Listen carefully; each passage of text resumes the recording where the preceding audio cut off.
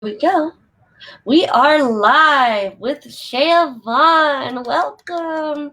Thank you so much for being on the call with our team of students. We are all here, just so thrilled to have this intimate time with you and to hear your health and wellness perspectives. And so, just covering a little bit of your background, we'd love to hear about that. I do have it on the screen, but I would love to hear that from you. No, go ahead, because I can't really see with the glasses on with this because I had some surgery, so I have to wear I'm going, Hollywood that way, but it's not really just because of that. Yes, no worries. So you're a wellness icon, founder of Worldwide TV, bestseller author, health and fitness authority creator. You're the founder of CEO Sheanatics, SheaVaughn.com, and you are part of SAG-AFTRA and a producer. Did I get that right? Yeah, you did really good. Thank you. I can't actually read it with these glasses on, so thank you so much. Yes. Cynthia. Thank you. And so why we're here today is we're going to be talking about self-care and wellness perspectives. And we have a couple of questions for you. And, so we're in a pandemic right now. And I know when we had a call with you earlier last week, you had just told us, how many people are struggling during these times and how important self-care is. So I would love to hear a little bit about that from you, if we could cover that first. Well, I think that self-care really truly means about taking care of yourself, because you're not in a situation right now where you can just, go and see anybody that you want to. And I think that these times are really difficult for adults, but also for teens also, because they really don't have that opportunity to really be together. Even if they're on Zoom with each other or online with them and whatever, there's a difference between actually being able to be in the presence of the people that you love.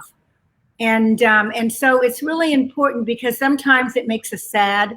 Sometimes we, think about things that maybe we wouldn't talk about or think about if things were different. And so I really think that it's really important to realize that, all of us need to kind of not only take care of ourselves, but do everything that we possibly can to reach out or whatever, and to help someone that you think that might be really struggling. Look at grandmas and grandpas that can't, get out, or they're, in a hospital and you can't go see them, and all of these things that have taken place. And I think that hopefully that with hope in our hearts, that this will, go away in a quicker way than what we want, than what we're thinking. And that we just really reach out to everyone and do everything that we possibly can to really help our wellness, our hearts, all the things that are really important to us are the same things that are important to the other people. And if you can be mindful of that, which is the most important thing, then reach out and not only just help yourself, try to keep your attitudes up and something that's positive and inspiring, instead of letting anything else come into your mind. Just shoot that away. So one of the things I always talk about is that when people start to talk and I'm kind of listening to them and they really haven't said very much in a positive way, this is your this is up here, okay, right by your temple, and this is your delete button. And you really need to, just shake that away, move it away, replace it with something else, because it's not serving you. There's nothing that's good that's going to come out of that. Every single time that we say, oh, this is ridiculous, or so-and-so, or we talk about someone else, you're doing yourself no service whatsoever. It's not going to help you be healthy. It's not going to help you to be liked. It's not going to help you to be able to move in forward on certain things that might become really important to you, because you haven't really gotten to the point where you really need to put a new kind of tape in there that brings in just love and brings in positive things that you should be thinking about and talking about. Thank you so much. That's amazing, and you just summarized it, and you're so on point with everything that you covered in that, especially with people looking for comfort during these times. So we're really excited to have you here to share this heart space. So I'm moving on to the next slide, and our first question, official question, and we actually found an article where you were interviewed with the Chicago Tribune, and so something that you said, and this is quoted from your what you said. It says, "The truth is that nothing is instant, and it's not just about having physical activity in your life, but your diet and your attitude. It all works together." And so in that, we wanted to kind of emphasize, what are your self-care practices? Well, I think I'm the girl, number one. I think when you wake up in the morning, I think that it's important that you have some kind of something that makes you feel good, and that you can really just, take a look at this day and say, this is an opportunity to me to make anything happen that I really want it to happen. So one of the things that I do is I get up in the morning. I'm always trying to think about something, that's positive. I can go to the window and I can look out, and it does not matter whether it is storming or raining or the sunshine is out or whatever. That day and every day, it's wonderful. And so if you really just kind of just have one word in your mind, or something that you say a couple of times as you're getting dressed or whatever it is that you're doing, it really actually helps you to prepare yourself, because sometimes things happen that we don't expect.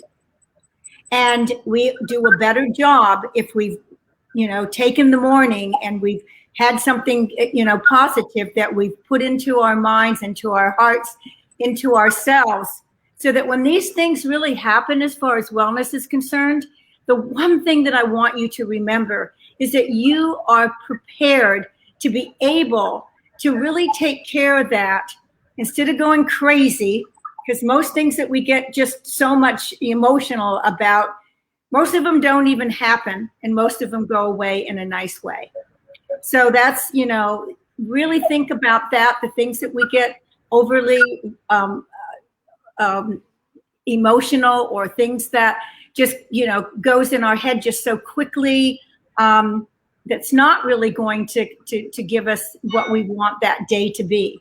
So think about it like you have the opportunity to, if you were drawing something or whatever, it would be what you make that. And that's what you can do with every day. Doesn't mean you always get all the things that you want or whatever, because it never works that way, but it'll give you a lot more than what you think. And that's what's really important, you guys. That is, wow. Thank you so much for covering all of that and emphasizing. It's just remarkable how much wisdom you have, Shea. So again, we found another some things you said with the Chicago Tribune, where you said, "I incorporate the 5 living principles in my philosophy of well-being: commitment, perseverance, self-control, integrity, and love.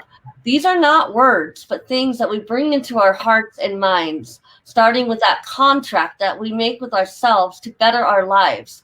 I try to get my students to be more present, to marry mental and physical well-being techniques." So expanding on that, we wanted to know, how do you handle rejection? Well, I think that's a good question, and it's a tough thing. But really, I want to just kind of go back a little bit and tell you a little bit more about the importance that each and every one of you can actually use when you find yourself in a situation where you're not sure if you should do this, or you want to do this, or whatever. We all need to have tools and things that are going to help us to be able to make the right decision. So the 5 principles, which she had talked about, commitment, perseverance, self-control, integrity, and love, really work, because if you really ask yourself, if you're thinking about doing something, commitment is the first thing. It's the very first thing. And you have to be so committed in something that you know that you're going to have work that you're going to have to do. It's not going to be easy. There's things you're going to have to get through. Are you prepared for that? Ask yourself that. And when you commit yourself, I often say to parents, and this is true, that if they had to pick up their kids, okay, at a certain time, they would, do anything to get there on time. Now, I know some of you are sitting there and saying, well, you don't know my mom. She actually showed up late a couple of times. I know that. But what I'm saying to you is that they care and love you so much. They're going to show up. They're going to be there. And most of them are on time. And if they had to, go over a mountain or stream to get there, whatever it would take them to do that, they would do that for you. And so commitment is really talking to yourself and saying to yourself, am I really ready, that I want it so much that I'm willing to do everything that I possibly can to make that work? That's what commitment is. And you've got to commit to that. I kind of tell people what you should do is just like take a little piece of paper and you write down what you're committed on, whatever that happens to be. And you paste that all over so that every place that you go, that you can see, that's your contract that you're doing with yourself. You are saying that I am going to do this. I am committed to do this, and nothing is going to make me not do it. That's number one. Commitment. Perseverance is where you get to where the work is. And so if you're not willing to do the work, and you get to the point where you say, this is ridiculous, it's more than what I thought it was going to be, I just can't get through this and whatever, then you need to think about, I can. Take a deep breath and give yourself a little bit of, of just, letting it all out, and give yourself a little bit of time to get that back in so that it's all positive. And just talk about, I'm going to get through this. I'm going to do the work. And people, you know what? The only thing that happens when you give up is that you give up on yourself. And you know that as soon as you do that, you're going to fail at what you wanted to do. Other people don't cause you to fail. It's because you take and walk away from something that is so important that you will fail on it. So the best thing to do is do the work. So commitment, perseverance, self-control is basically stepping forward and knowing nobody's going to do this for you. It'd be great if you could get somebody to do that, but then you wouldn't learn everything that you need to learn. So take on the responsibility that this is yours. You're committed to do it. You're going to do the work, and it's your responsibility. Integrity is really big, you guys, because it's not just about how you talk to other people or what you tell them, but it's really what you tell yourself. And so when you ask yourself, and you should be doing this on a lot of things that come into your life, not just this one, but if you ask yourself, how hard are you trying? You're really honest with yourself. If you don't come up with something that's 100% or more, then you're not going to get the success that you want. And you're kidding yourself if you think that you are. 99, 85, that's great, but it's not good enough. So be honest with yourself, and anything that's really important to you or that you want to achieve, you've got to put 100% into that. And the reason that number 5 is love instead of being first is because we learn how to really have self-love and love ourselves. Because when we have something that we've committed to, and we've done all the things, and we've gotten to the end of that where it's actually there's success in that, it makes us feel so happy, so proud of ourselves, that's what helps us to learn to love ourselves. And when we do love ourselves, it teaches us how to love other people too. I love that. Thank you so much, Shea. That's just remarkable. Again, everything that you have to say about, the process of in loving yourself. It's really hard for people to do that. They live in their traumas. It's kind of like that Zoloft commercial that that cloud follows you everywhere, and it's always raining on you, and you can't get away from all those guilts and traumas and just things that just weigh heavy on your heart. So thank you so much for sharing that. And let's see, I'm going to go to the next slide. So our third question, and I believe this was our last question. Yes, so we took from the Chicago Tribune magazine, and you said those people who are looking for instant pudding, they are going to miss the journey. I'd rather do the hard work up front, because if I do, then I know things will get easier. I always tell people it's not about the journey, or it's about the journey and not the destination. Right. Yeah, so expanding on that, we wanted to know, where do you find meaning in your life, in life? Well, I find meaning in my life in a number of different places and things. So um, I think that if you are really positive about things, there are so many things that come to us that we really find value in it. I can tell you straight out that my kids and my family are the heartbeat of my life. And so, what is the things that you love? What are the things that you get value out of it? How do you talk about, or how do you take something that you truly care about and that you keep that always within you? Because those things are really, really important.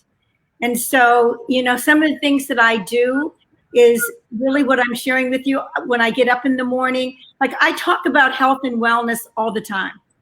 And the thing of it is that I definitely believe that to be a good leader, I have to be that person that just doesn't tell people what to do, but I need to walk the walk and talk the talk.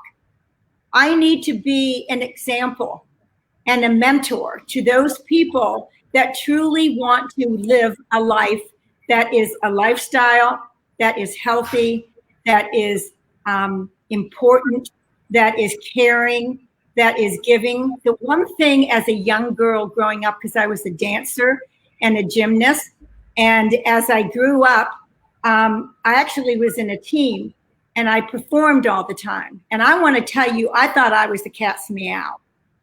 And as I got a little bit older, I realized, wait a second, maybe it's not so much about me, maybe it's about the team. And then I truly grew up and realized one thing that is so important that we all share, all of us share together. And that is, we've tried to find what is our purpose. Now, there's many purposes that we actually have that we need to do. But the one thing that we share together is helping other people. That's our purpose on this earth, is to give a hand and to help other people. Oh, wonderful. Thank you so much, Shea. And I know all of us here are just so excited, and we feel blessed that you have been, mentoring our team, getting us into the right area that we need to be to serve and to provide value to those who need it the most, especially in the wellness space. And I would love, if you have a couple more minutes, to open up maybe some questions that the team has. I would love that. I would love that. I'd love to hear questions. Yay. Elena, do you have a question? I see that you're here. Hi. Yeah, I have a question. I'm a student and I often get very stressed with classes and it could be overwhelming. And I was just wondering, what's your best advice for staying positive and motivated at the same time? Yeah, well, that's a great question. And one of the things that I will say to you is that you guys have been put on a situation that isn't any fun. You've got teachers that give you a lot of work that you have to do, and yet there's not the guidance there and whatever that you truly need. But this is what I would say to you. and this too shall pass. I can remember my mom saying this. There's certain things that come to us in life that we can actually do something about. There's other things that we can't. And when I'm saying that we can't, not meaning that you can't do something, you can. But you really have to kind of take a look at something and say, this isn't going to go away right now. So what I need to do is that I need to make the best out of this, even when I'm not happy with it, or I wish this would get over, or I wish we didn't have to do, classes and whatever, on Zoom, or, not without your friends, or going out and all of that kind of stuff. I think it's crazy. I really do. I think it's sad, but there's only so much that you can do about it. So try to make it more positive so that you're not feeding your body with, negativity and making it worse for you, because that's really what it happens. It's amazing. Thank you so much. That was a great question. Great question. Things that you can do and things that you can't, and you have to know what those things are. Yes, I completely agree. Wow, this is just so insightful. Indu, do you have a question that you would like to ask? Yeah, sure, Cynthia. I have a question too. Thank you so much to Shea Vaughn. Thanks so much for your time.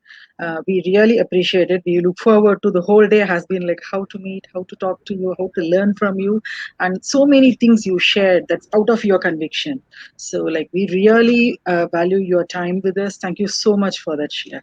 Well, thank you so much. Yeah, sure. And my question is like, we have something in the past that we are trying to overcome, and we want to live in the present, but we are not able to do that. Sometimes like we are just haunted by those past things and all that. And I would love to know from you, I understand it doesn't add any value to my life, but it is in the understanding domain. It has not come to my doing domain. So how do you advise us to overcome the past and live in the present and look for a great future? Oh, that's a wonderful thing. And there is an answer to that. The answer truly becomes out of what you're able to do. So I'll share a story with you that I think is compelling. So I was actually just raised with my mom, and she left. I was born in Canada, and she left Canada.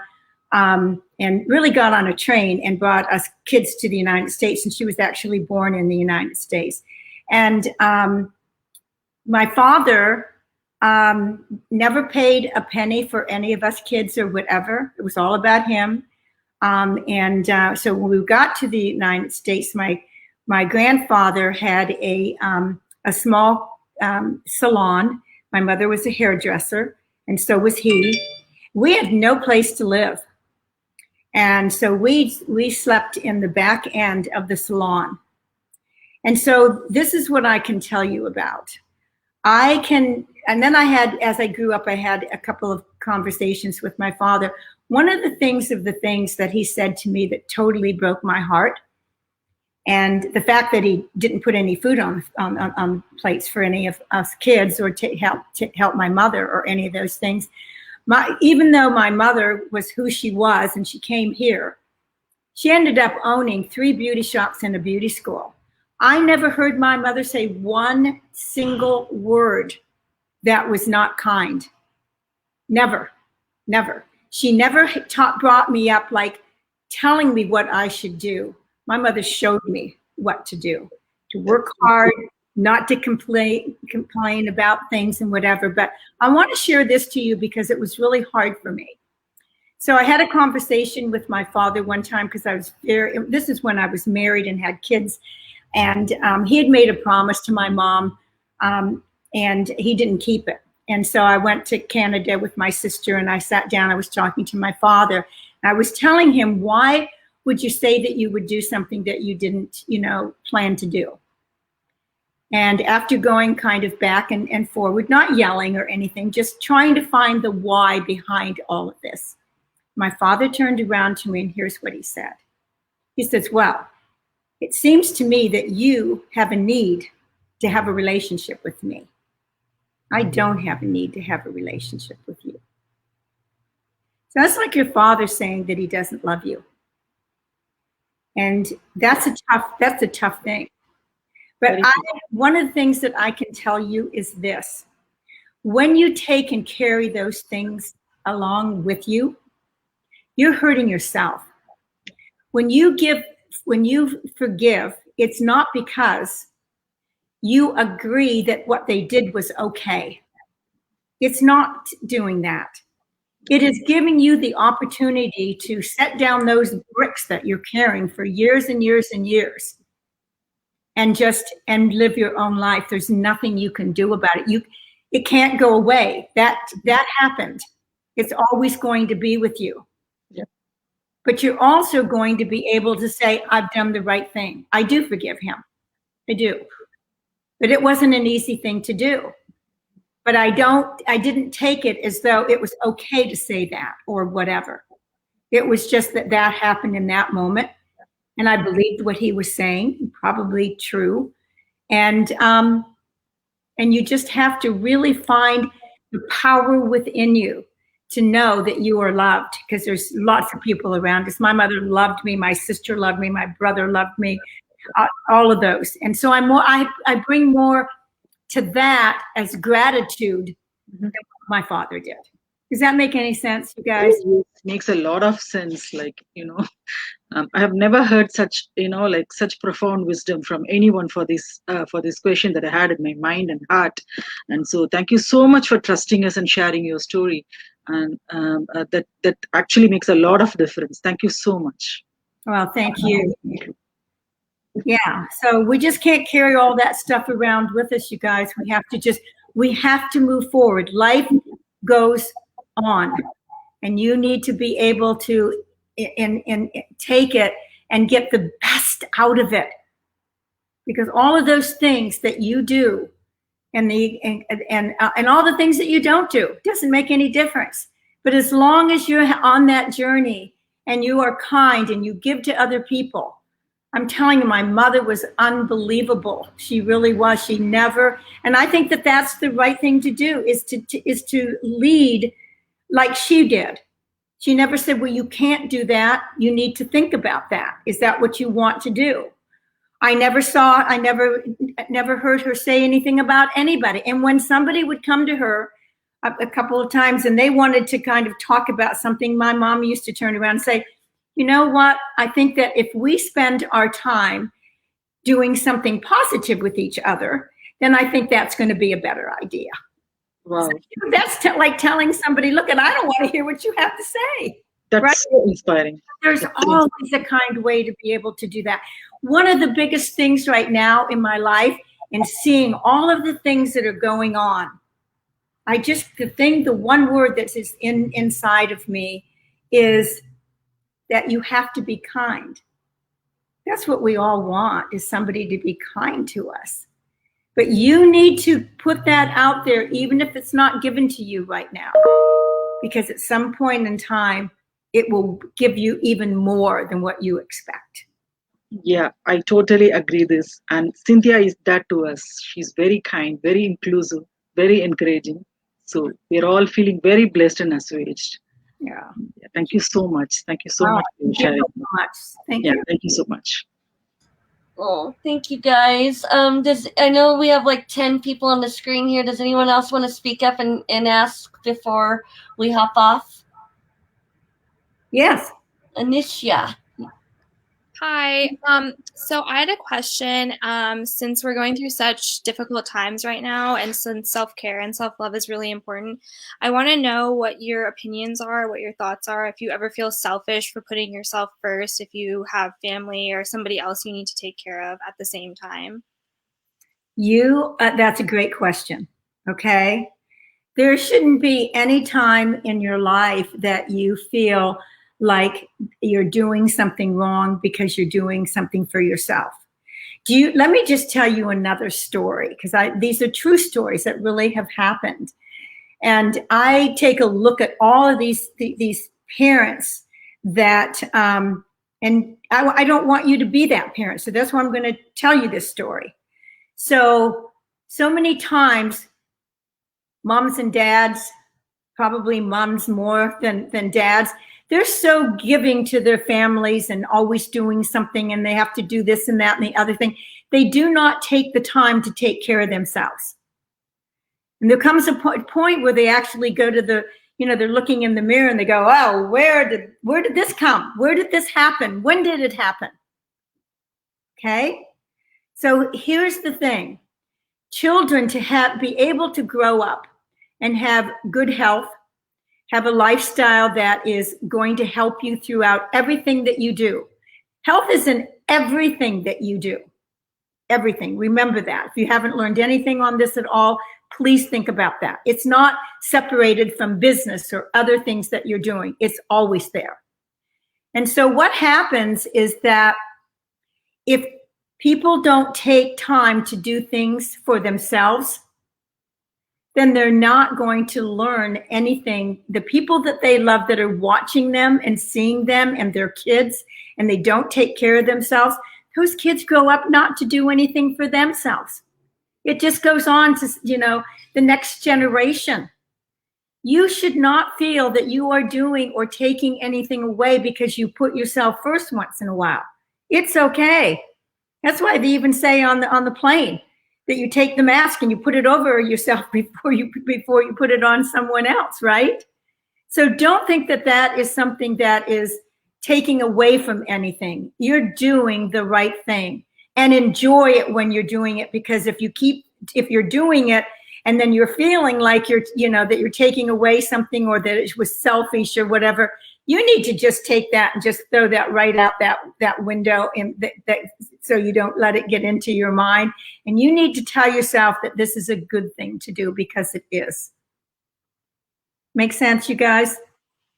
Yeah, thank you so much. So please, when it comes to working out, or you need some time for yourself and all of these things that come to you, there's nothing wrong with that at all. Take time for you, because it's important, and you will show that to so many people, even your friends, all of those kinds of things.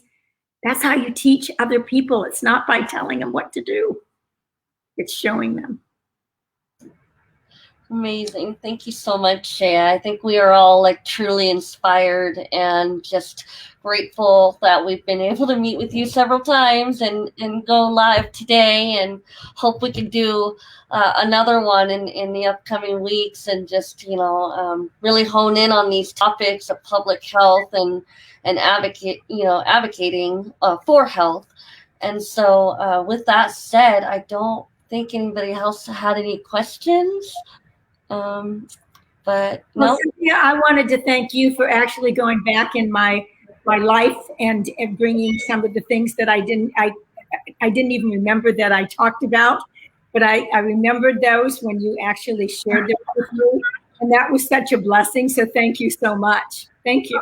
Oh, yes. No, I mean, it's just remarkable what you can find online, and, all the interviews you've done. So we definitely like to do our research as a team of students. We're constantly doing research. So it's just really, as I've said, remarkable, your journey and all the advocating that you do. And Kiss the Monkeys family, us, meeting you when we cooked dinner for you and your significant other at the Kiss the Monkeys house, and that was so much fun, and we got to hang out the whole night. And so we look forward to doing that again soon when this COVID goes away.